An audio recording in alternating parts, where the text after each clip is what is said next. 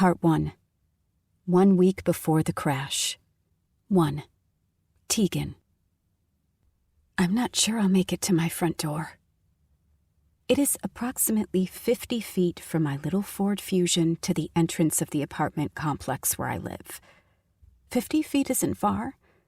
Under the best circumstances, I could run it in seconds. But not tonight. I live in a studio apartment on the second floor of a small apartment complex in Lewiston, Maine. It's a terrible neighborhood. But right now, I can't afford better. My shift at the grocery store ends after dark, which means that it's pitch black outside right now.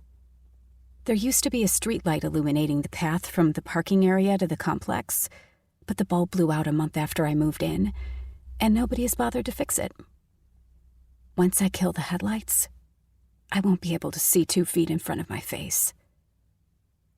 I turned off the engine in the car soon after parking because I can't waste any gas right now.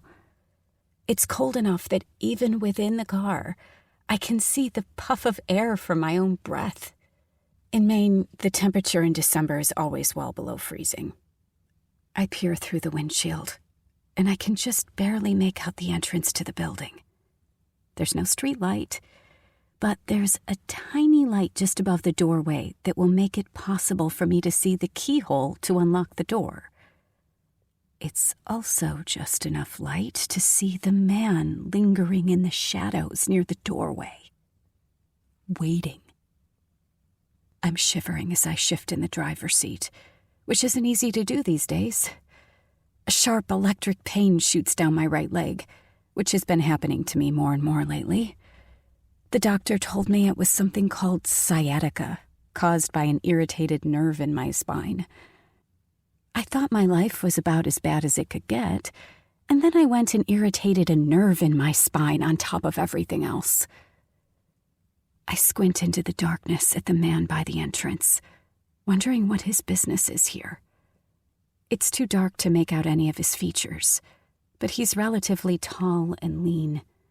He's wearing a long, dark trench coat, which doesn't make me feel any better.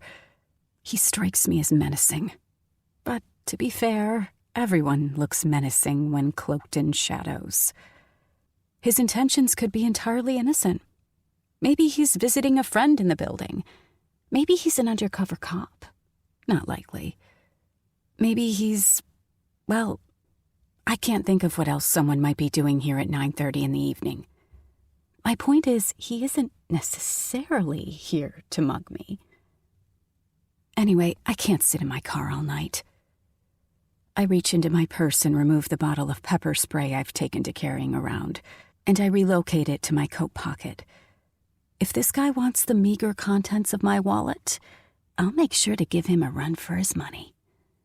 I move my house keys to my other pocket for easy access, and then I grab the bag of groceries on the passenger seat and heave it into my arms.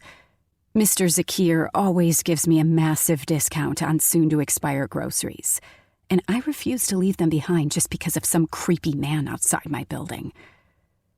That lightning bolt shoots down my right leg again as I climb out of my Ford. My coat hangs open, but there's not much I can do about it, because it doesn't zip closed anymore, and hasn't for several months now. There's nothing functionally wrong with the zipper, although a broken zipper would be fairly consistent with the state of my life these days. Now, the reason my coat doesn't close anymore is that it no longer fits over my distended belly. I am nearly 8 months pregnant. As soon as I step out of the car, my swollen feet scream in protest. Over the course of a double shift at the supermarket, they have expanded to nearly twice their original size and barely fit in my sneakers anymore. I straighten up as best I can, and the cold air smacks me in the face. I've become increasingly fatigued over the course of my pregnancy, especially later in the day, but that ice-cold wind wakes me right up. I slam the car door behind me, and the man leaning against the front of the building jerks his head up. I still can't make out much more than a silhouette, but he's now staring directly at me. My arm holding the bag of groceries trembles.